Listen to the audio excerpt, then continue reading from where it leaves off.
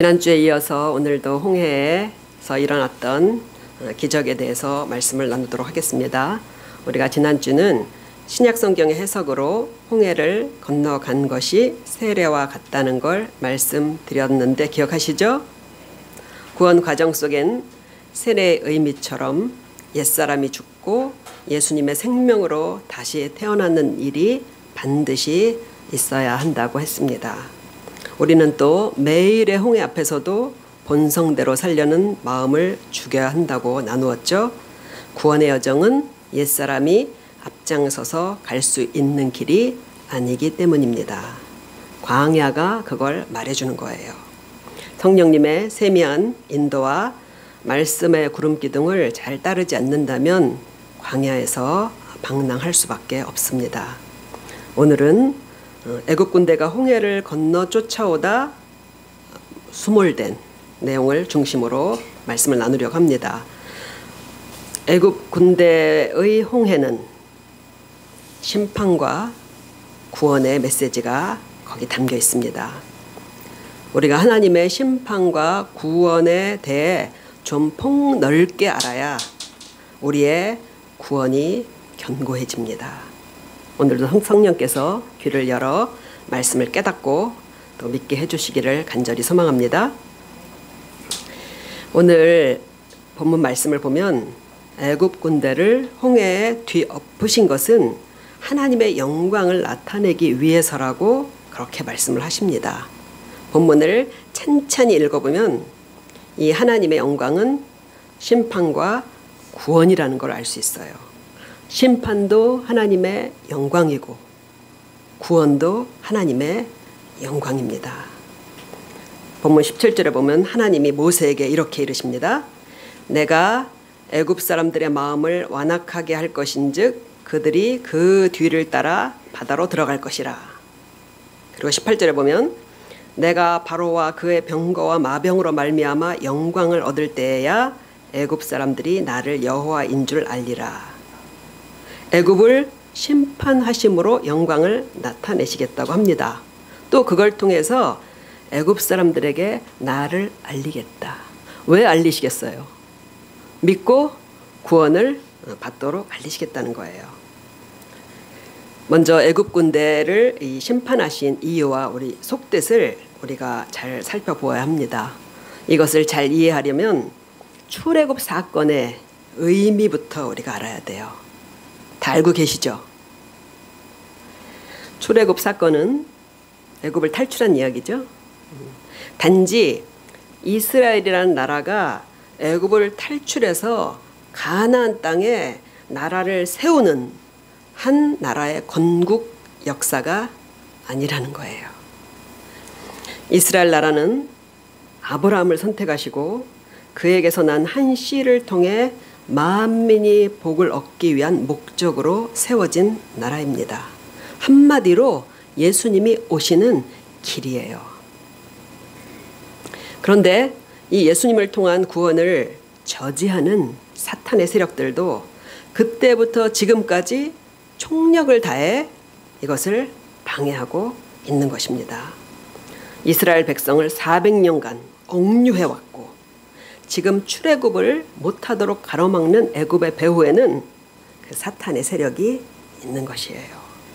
그러니까 애굽 군대를 심판하신 것은 하나님의 구원 계획을 방해하는 사탄의 세력을 심판하신 것입니다. 그 의미가 있어요. 우선. 그리고 한편 당대 한 국가로서의 애굽을 징벌한 것은 인간의 탐욕과 죄에 대한 심판을 말씀하는 거예요. 요즘 우리가 이사야서를 묵상하고 있습니다. 하나님께서 당시에 악하게 살고 있는 민족들을 다 심판하시겠다고 매일매일 말씀하셔요. 너희 그렇게 살면 내가 다 심판하겠다. 애굽처럼 한 민족을 그 나라로 돌아가지 못하도록 이렇게 억류한 거예요. 인질로 잡은 거예요. 그리고 종으로 부리는 게 얼마나 악한 거예요. 가끔 뉴스에 나오죠. 지적 장애인들 데려다가 종처럼 부리고 그런 거나 다를 바가 없는 것입니다.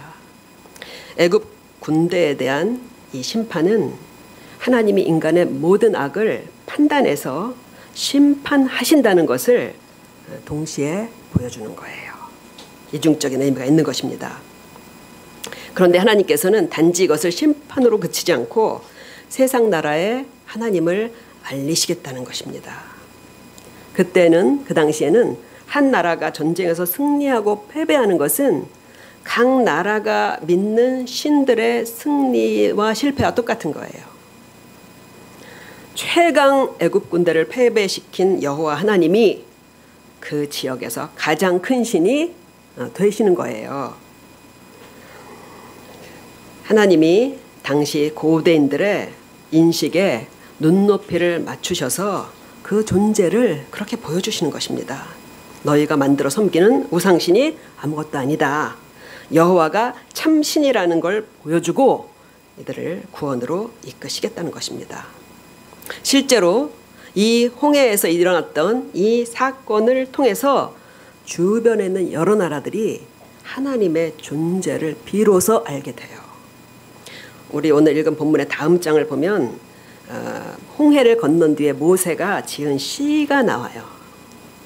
모세가 감격해서 시를 짓습니다. 거기 14절 15절에 보면요, 이렇게 기록하고 있습니다. 여러 나라가 듣고 떨며 블레셋 주민이 두려움에 잡히며 에돔 두령들이 놀라고 모압 영웅이 떨림에 잡히며 가나안 주민이 다 낙담하나이다. 뭐를 보고? 홍해에서 애굽의 군사를 전멸시킨 것을 보고. 여기 나오는 이 명칭들이 이제는 굉장히 익숙하지 않아요? 이사야서에 매일 나오는 그 나라들입니다. 계속 반복해서 나오잖아요. 이 홍해의 소문을 들은 가나안 나라들이 위대하신 하나님을 알게 된 것이에요. 실제로 이 홍해를 가르시고 애굽 군대를 멸하신 이 소문을 통해서 하나님을 믿고 구원을 받은 사람이 있어요. 상징적인 인물이 있습니다. 그 이야기가 어디에 나오냐면 여호수아에 나와요. 광야 생활 40년을 마치고 이스라엘이 가나안 땅으로 들어가는 이야기가 여호수아서예요. 그때 이스라엘이 들어가서 점령한 첫 성읍이 뭐였죠? 여리고성입니다. 여리고성. 이 여리고성이 무너지고 그리고 진멸될 때 유일하게 구원을 받은 사람들이 있어요. 누구인지 혹시 기억나십니까? 기생 라합과 그의 가족들이에요. 라합은 여리고성을 미리 정탐하러 온 이 이스라엘의 정탐꾼을 숨겨주는 대가로 구원을 약속받아요. 그때 라합이 정탐꾼에게 이런 말을 합니다. 홍해에 애굽 군대를 수장시킨 여호와 하나님의 백성이 들어온다는 소문에 가나안 주민들의 간담이 다 녹았다는 거예요.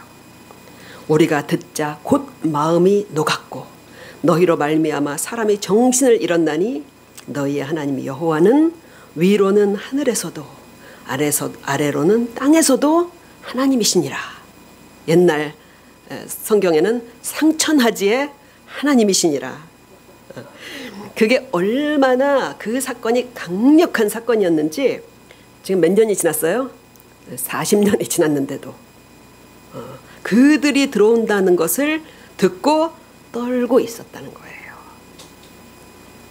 하나님이 의도하신 대로 그 영광을 세상에 나타내신 것입니다. 그리고 그 하나님을 믿고 구원받은 대표자가 라합과 그의 가족인 거예요.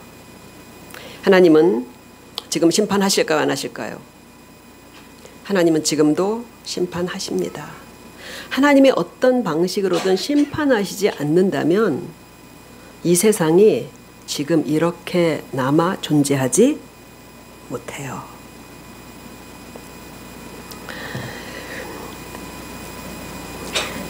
이 땅의 하나님의 심판은, 이 땅에서 하나님이 심판하신 그 심판은 그걸 보고 출애굽처럼 홍해를 가른 것처럼 누군가는 하나님을 의식하고 하나님 앞으로 나오게 하시는 거예요.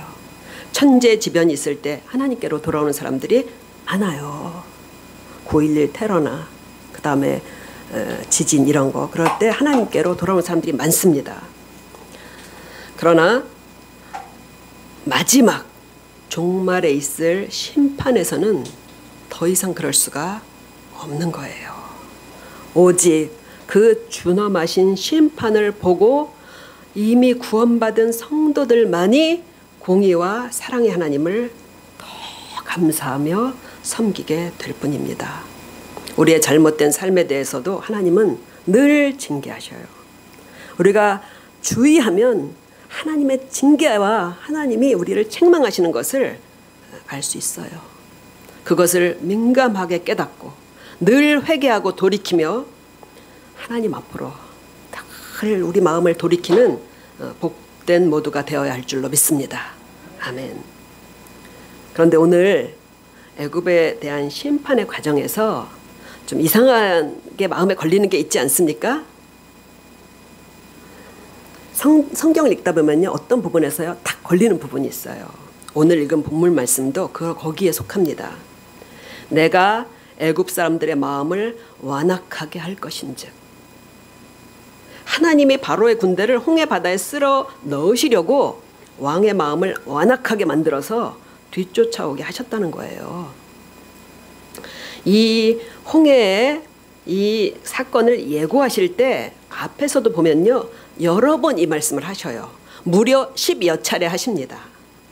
내가 바로의 마음을 완악하게 할 것이다.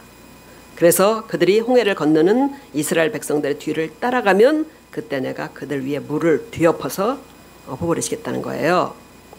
이런 말씀을 읽는 사람들은 하나님을 안 좋으신 분이라고 그렇게 생각하실 거예요.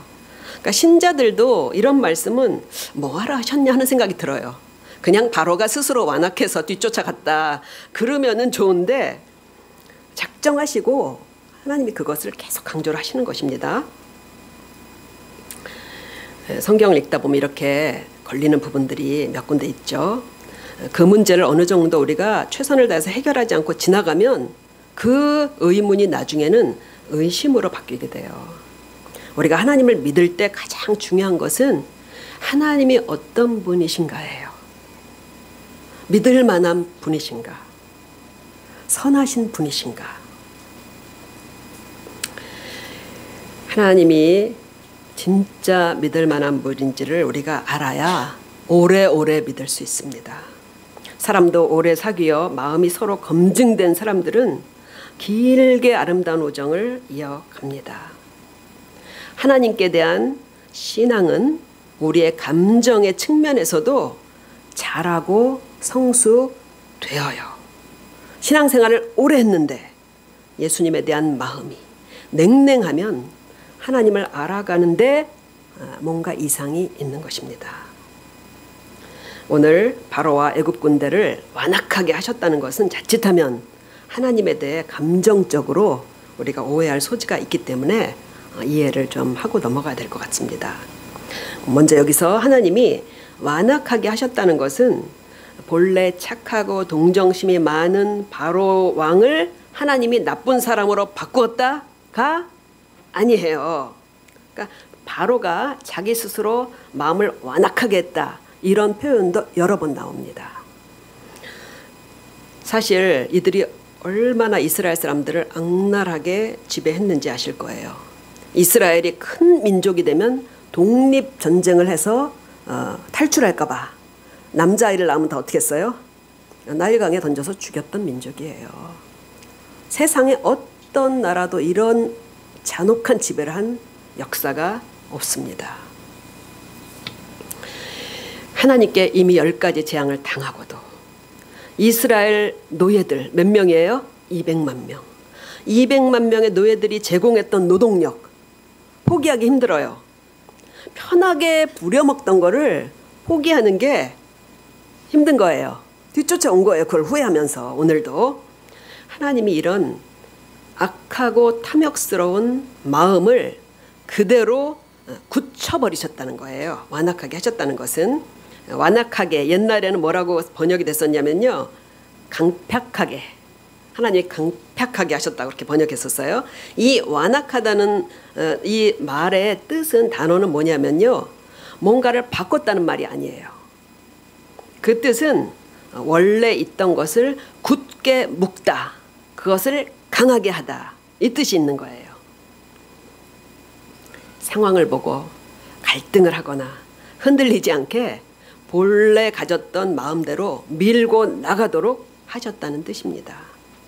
잔인하게 한 민족을 압제하고 종으로 부리던 애굽에 대한 심판은 그들의 죄에 대한 당연한 결과인 거예요.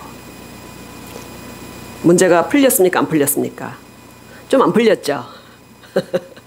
그래도 좀 문제가 시원치가 않아요. 사실 광야 40년을 우리가 이제 보겠지만 이스라엘의 완악함이 하나님께 대한 완악함이 애굽보다 못하지 않아요. 그런데 왜 애굽은 돌이키지 못하게 마음을 굳혀 놓으시고 이스라엘은 구원해서 가나안 땅으로 들여 보내시냐는 거예요. 누군가는 완악하게 두고 누군가는 오히려 감화하셔서 예수님을 믿게 하냐는 거예요. 그렇잖아요. 그러니까 구원할 자와 심판받을 자를 정해 놓으신 것이 아니냐는 거예요. 여기서 사람의 구원에 대한 하나님의 절대적인 주권이 드러납니다. 이 의문에 대해서 누구나 갖는 거예요. 그래서 이 의문에 대해 바울 사도가 로마서 9장에서 이 사건을 또 해석을 해줘요. 로마 교인들이 그렇게 말했다는 거예요. 로마 교회 교인들이 19절에 보면 혹 네가 내게 말하기를 그러면 하나님이 어찌하여 사람을 허물하느냐 탓하느냐. 하나님이 그렇게 정하셨는데 누가 그 뜻을 대적하느냐 하리니. 이미 구원받을 사람이 정해져 있다면 안 믿는 게 누구 탓이라는 거예요? 하나님 탓이라는 것입니다. 여기에서 아주 중요한 하나님의 주권에 대해서 바울 사도가 변호합니다. 이 사람아, 네가 누구이기에 감히 하나님께 반문하느냐. 지음을 받은 물건이 지은 자에게 어찌 나를 이같이 만들었냐고 말하겠느냐. 그러면서 그 유명한 토기장이 비유를 얘기하는 거예요. 토기장이가 진흙 하나를 가지고 한 덩이를 가지고 하나는 귀히 쓸 그릇을 만들고 하나는 천히 쓸 것을 만들 권한이 있어요, 없어요? 있다는 거예요. 하나님이 창조주의 권한으로 진노의 그릇과 긍휼의 그릇을 만드실 수도 있다는 것입니다. 누군가는 바로와 같이 마음을 완악하게 하게 두어서 심판의 본을 보여 사람들에게 경종을 울리신다는 거예요. 누군가는 마음을 감동하여 복음을 믿게 하여 하나님의 사랑을 알게 하신다는 것입니다. 구원과 심판에는 창조주의 주권이 절대적인 것이라는 거예요. 사람 스스로의 의지만으로 구원을 선택할 수는 없습니다.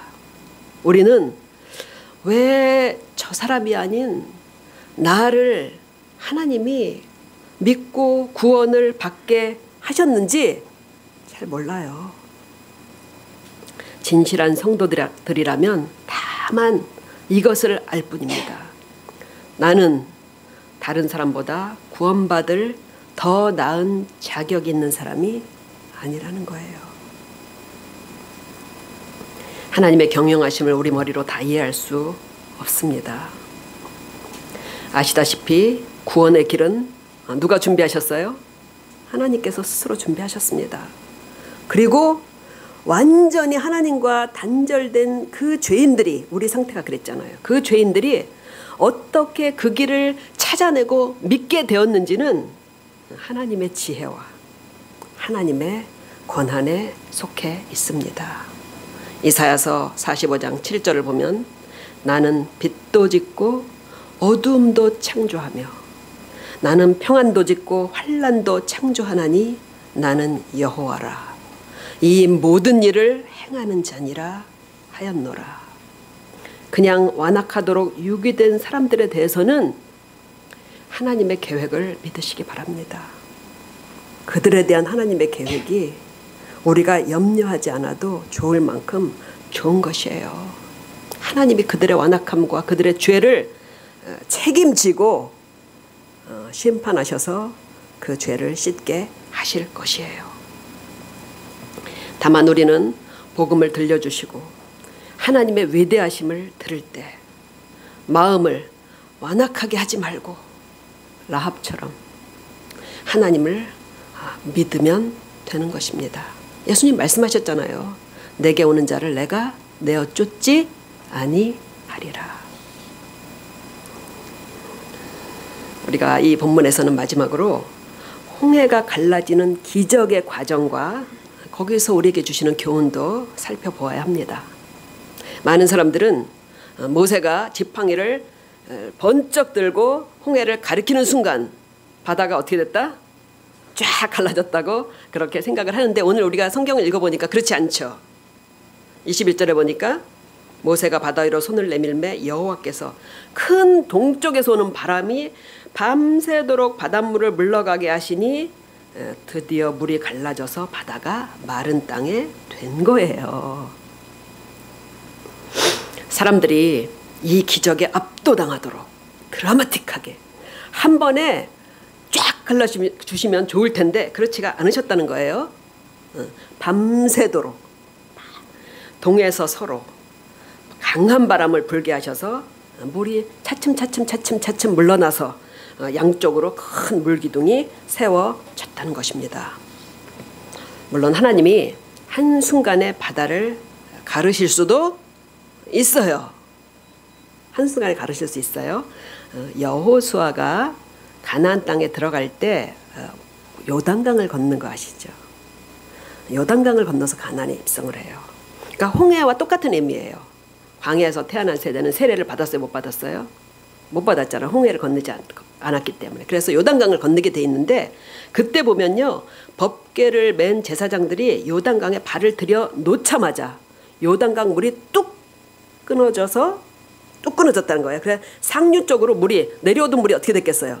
점점 쌓이게 되죠. 그래서 위로 한 20km까지 그 물기둥이 쌓였다고 그래요. 그리고 반대쪽은 어떻게 됐겠어요? 완전히 물이 끊어진 그냥 마르는 거잖아요. 그죠? 한순간에 그렇게 됐다고 돼 있어요.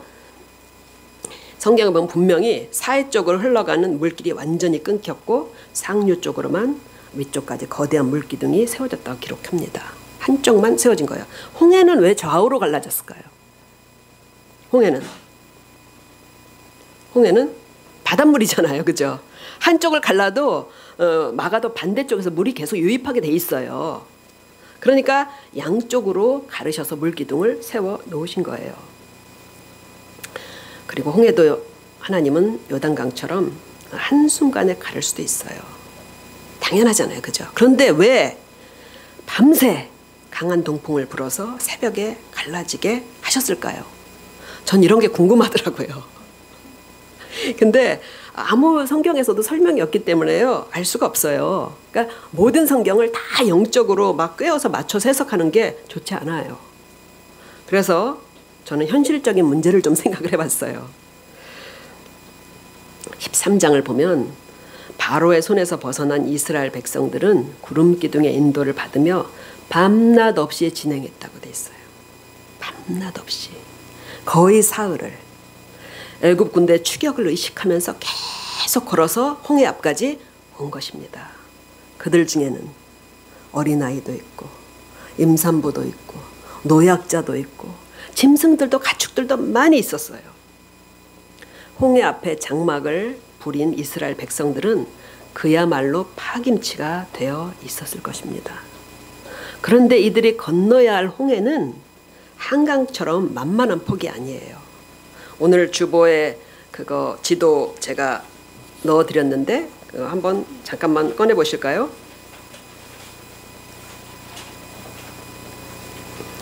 이게 출애굽의 그 여정으로 추측하는 경로예요.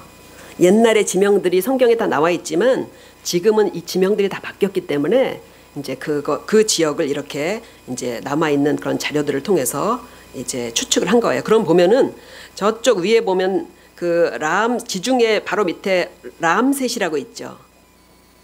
람셋 거기서 이제 발행을 한 거예요. 출발을 한 거예요. 그래가지고 원래는 오른쪽 지중해를 쭉 따라서 가나안으로 바로 올라가면 간단한 길이라고 제가 말씀드렸잖아요, 지난주에.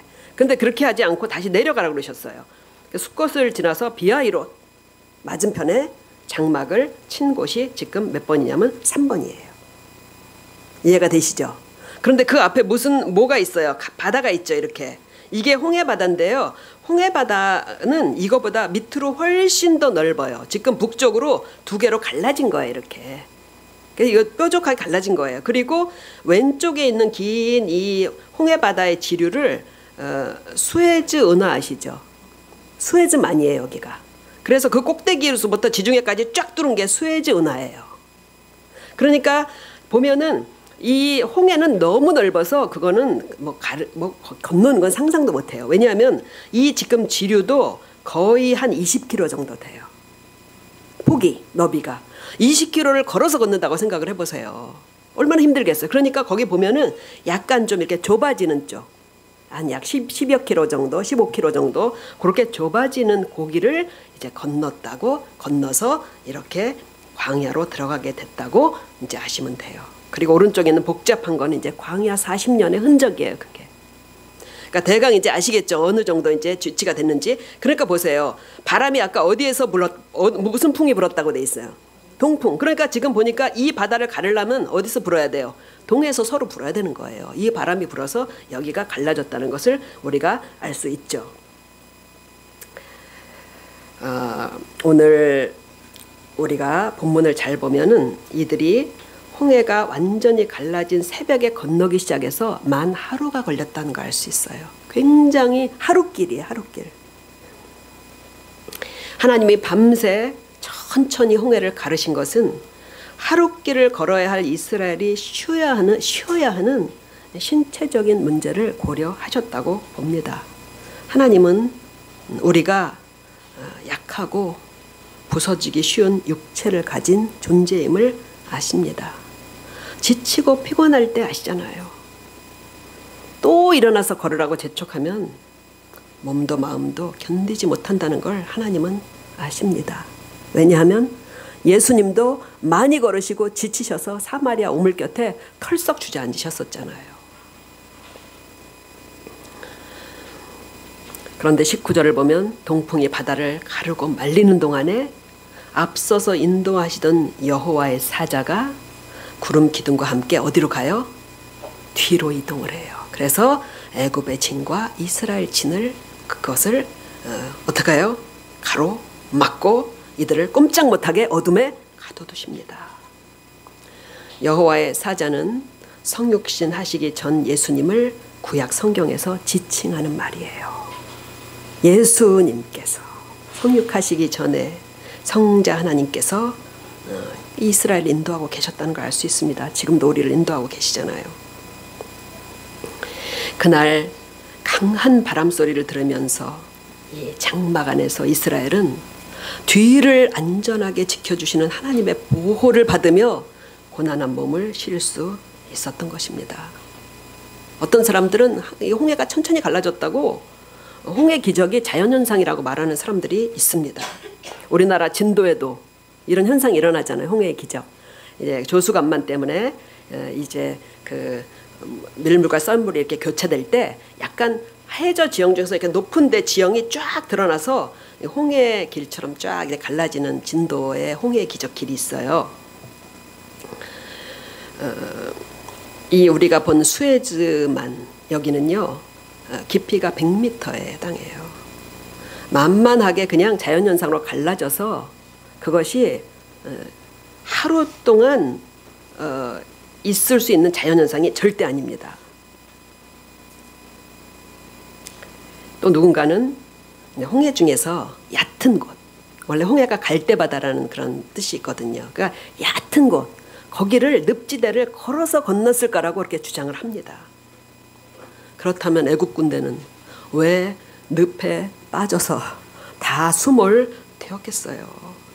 홍해는 하나님의 기적입니다. 하나님은 지금도 기적으로 우리를 인도하십니다. 성 어거스틴은 기적이 없었더라면 나는 그리스도인이 되지 않았을 것이다 라고 말했어요. 우리는 완성된 기적을 주시길 기도합니다.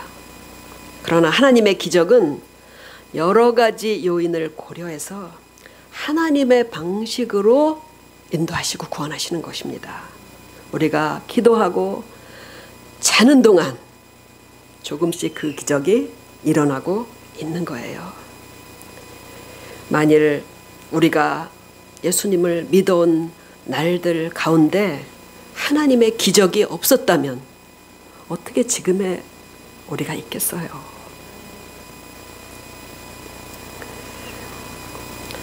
크고 작은 홍해의 기적을 경험하며 여기까지 온 우리들은 하나님의 기적이 위기 때마다 우리 앞에 길을 내주셨다는 것을 고백하지 않을 수가 없습니다. 말씀을 정리를 할게요. 홍해의 기적의 의미 안에는 사탄과 사람의 죄악을 심판하시는 하나님의 영광이 드러나는 거예요. 그리고 이것을 통해 사람을 구원하시는 하나님의 영광이기도 합니다. 우리가 심판을 당하지 않고 구원을 얻게 하신 것은 오직 하나님의 은혜 때문이에요. 내가 구원받고 하나님을 알게 된 게 다른 사람보다 더 나은 점이 있어서가 아니라는 것을 우리 자신이 알고 있습니다. 그리고 지금도 하나님은 신실하게 우리를 인도해 주십니다. 오늘 예배 중에도 역사하셨어요. 뒤에는 애굽군대, 앞에는 홍해가 가로막을지라도 하나님은 앞서가시며 길을 열어주시고 때로는 뒤로 옮기셔서 뒤쫓는 원수들을 처리해 주십니다. 홍해에서 이스라엘을 잠재우신 하나님의 자상하심을 믿으시기 바랍니다. 전 너무 좋더라고요. 재워주시는 하나님이. 홍해가 더디게 갈라지고 있다면 하나님께서 많은 것을 고려하시기 때문이에요. 어쩌면 하나님을 더 신뢰하는 믿음을 연단하고 계신지도 모릅니다. 다음 주는 홍해를 건넜으니 어디로 들어가요? 본격적으로 광야로 들어갈 것입니다. 우리가 매일 말씀을 통해서 성령님의 인도를 받고 말씀대로만 살려고 순종하는 마음을 가질 때 하나님은 우리가 처음 가보는 인생의 광야길을 안전하게 인도하셔서 젖과 꿀이 흐르는 복지로 데려가 주실 것입니다.